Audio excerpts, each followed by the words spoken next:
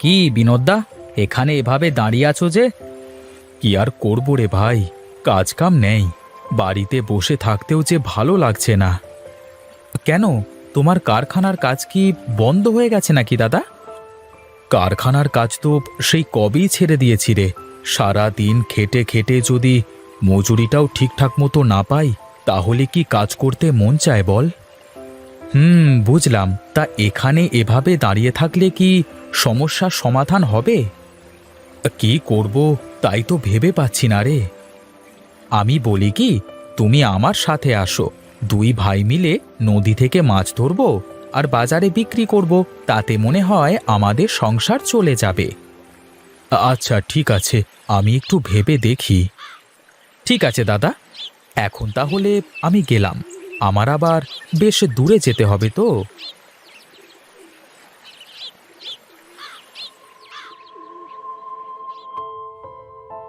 কি গো, তোমার এতক্ষণে বাড়িতে ফেরার সময় হলো?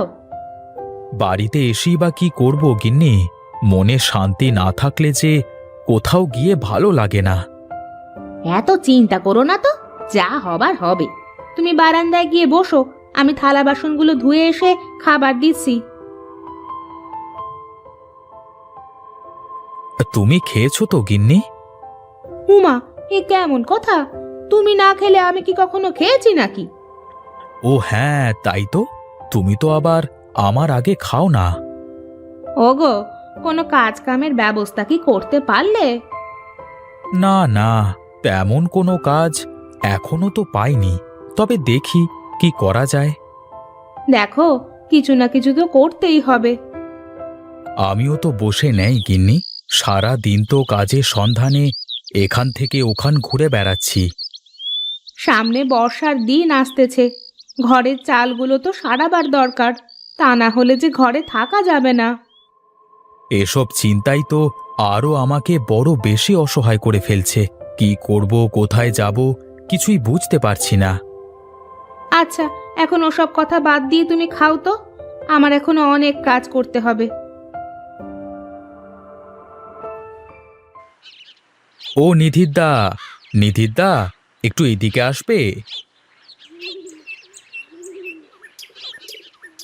কি রে, এখানে এভাবে একলা একলা বসে কি করিস? কি আর করব দাদা, কাজ কাম নেই, তাই তো বসে আছি। কাজ কামের আবার কি হলো? কারখানায় যাস নে? না দাদা, ম্যানেজারের সাথে রাগারাগি করে চলে এসেছি। খাটনির টাকা ও যদি দিতে না চায়, তাহলে কি সেখানে কাজ করা যায় নাকি? তুমিই বলো। সবই তো বুঝলাম। তাহলে তো বেশ বড় রকমের সমস্যার মধ্যে আছিস রে। কিন্তু আমার হাতে তো তেমন কাজের সন্ধান নেই যে তোকে একটা কাজে ঢুকিয়ে দেব। একটু দেখো না দাদা, যদি কোনো কাজ থাকে তোমার দোকানে, তাহলে আমাকে বলো একটু, কেমন? আচ্ছা ঠিক আছে, দেখি। এখানে একা একা বসে না থেকে বাড়ি যা।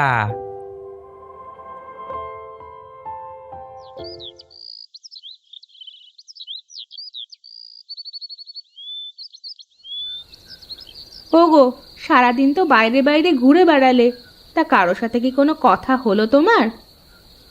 কথা তো কত মানুষের সাথেই হচ্ছে গো, কিন্তু তাতে তো কোনো লাভ হচ্ছে না। এই জগতে স্বার্থ ছাড়া কেউ কারো পাশে দাঁড়ায় না। আর আমরা তো গরিব মানুষ, আমাদের উপকারে মানুষ কেন আমাদের পাশে দাঁড়াবে? তুমি কোনো চিন্তা করো না তো গিন্নি, আমি তো আছি নাকি। কিছু না কিছু একটা করে দুজনে চলে যেতে পারবো। তোমার সাথে তো আমি গাছের তলাতেও থাকতে পারবো। আমি জানি গিন্নি, তোমার মতো একজনকে আমার স্ত্রী হিসেবে পেয়ে আমি ধন্য। থাক, আর বলা লাগবে না, আমার লজ্জা করে অমন কথা শুনলে। এই দেখো গিন্নি, আজ কদিন বাদে একটু হাসলাম। তুমি না থাকলে এই হাসিটুকুও যে মুখে আসতো না। যত দুঃখ কষ্ট আসুক না কেন, এভাবেই হেসে খেলে কাটিয়ে দেব দুজনে। তা ঠিকই বলেছ। চুলোয় দেখো তুমি, রান্না আবার পুড়ে না যায়।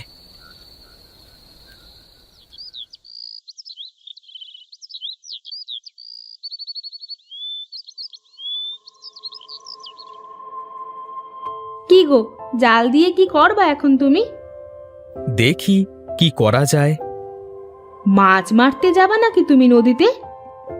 হ্যাঁ গো বৌদি, আজ থেকে বিনোদদা রোজ নদীতে মাছ ধরতে যাবে। কি, সত্যি বলছো তুমি?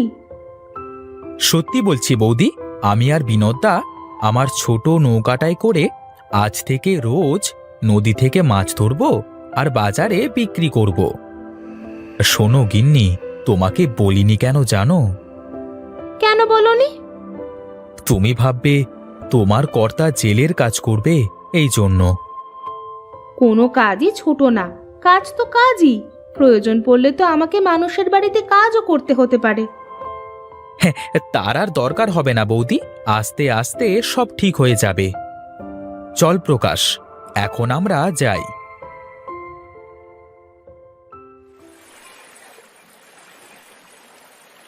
দাদা, কি অবস্থা হচ্ছে গো?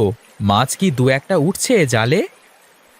আরে উঠবে উঠবে, এদিকে একটু স্রোতটা বেশি তো, তাই। তাহলে পরে আমি কি নৌকাটা ওদিকে ঘোরাবো নাকি? না না, এখানেই থাক, দেখি এবার জাল ফেলে কি হয়। প্রকাশ, জালে মনে হচ্ছে বড় কোনো কিছু আটকেছে রে। কি বলো দাদা, মাছ না অন্য কিছু মনে হচ্ছে?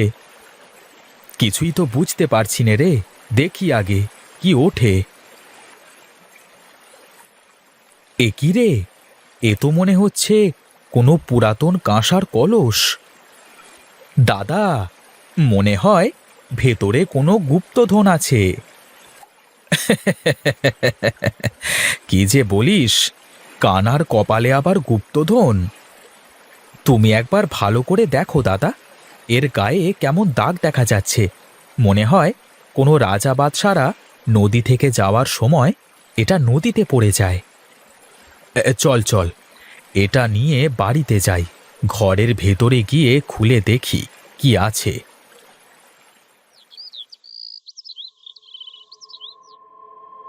ওগো, এর মধ্যে কি না কি আছে, তুমি বরং এটা যেখানে পেয়েছো সেখানেই ফেলে আসো। কি যে বলো বৌদি, এত কষ্ট করে নদী থেকে তুলে এনে এখন আবার ফেলে আসবো? তোরা চুপ কর তো দেখি, আমাকে একটু ভাবতে দে। আরে ভাবা ভাবি বাদ দিয়ে তুমি মুখটা খোলো তো দেখি।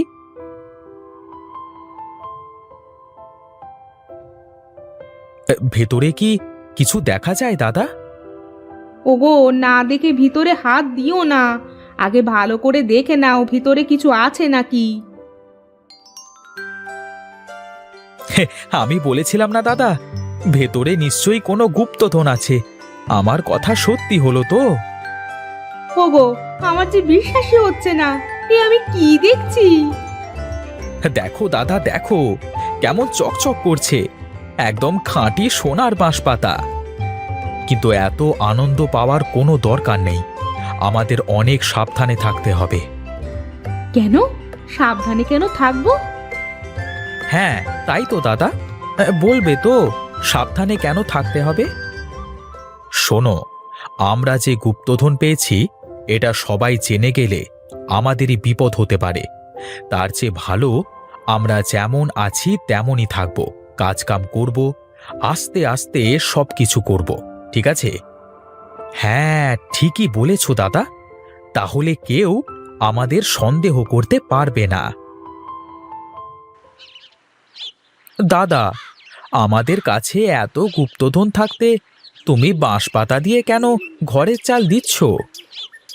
ওরে শোন, বাঁশপাতা দিয়ে যে আমাদের ভাগ্য ফিরবে, তাই তো আমি মাথার ওপর বাঁশপাতার চাল দিয়ে রাখছি।